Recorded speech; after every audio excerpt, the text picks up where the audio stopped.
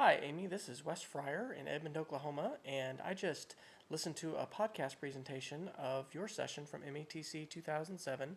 called If the Shoe Fits that Rob Jacklin had put online. And I just wanted to thank you so much for both sharing your presentation and giving permission for it to be shared as a podcast, and also just to share a few quick reflections back to some of the things that I heard you say and really appreciated in your message.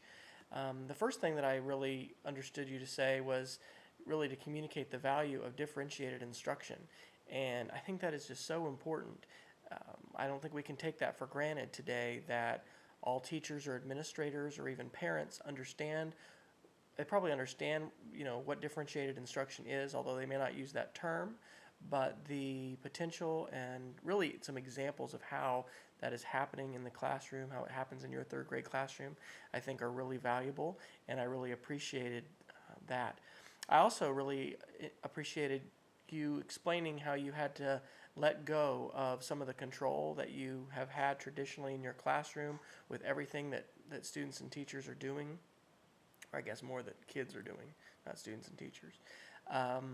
I was just having a conversation today with some people about how important it is that we get our students to be able to work independently, and it sounds like many of the things that you do in your classroom with the way that you structure the learning activities and give students choices and provide them with opportunities to do things after maybe the basic assignment is finished really does permit them to learn a host of different skills about working independently and being self-directed that are so important for their own learning and certainly are going to serve them well in the future when they move into the workforce.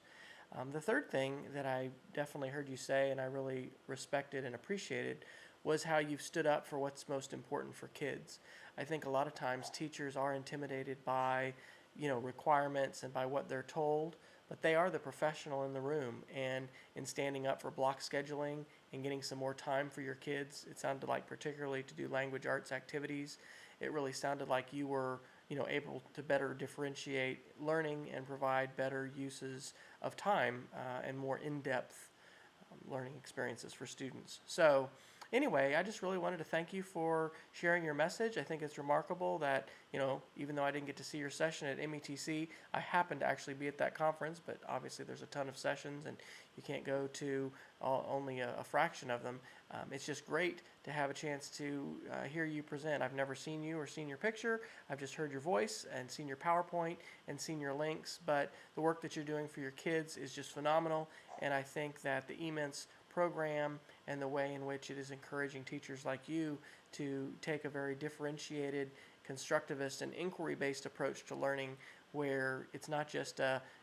here's the standard fare for school today, kids, come and get it, but to the degree possible, it really strives to meet the individual interests, learning skills, and I guess experiences and knowledge that students bring to the classroom. So I think you're doing great work, and thank you so much for sharing, and I wish you the best of luck as you continue in the rest of the 2006-2007 school year. Bye-bye.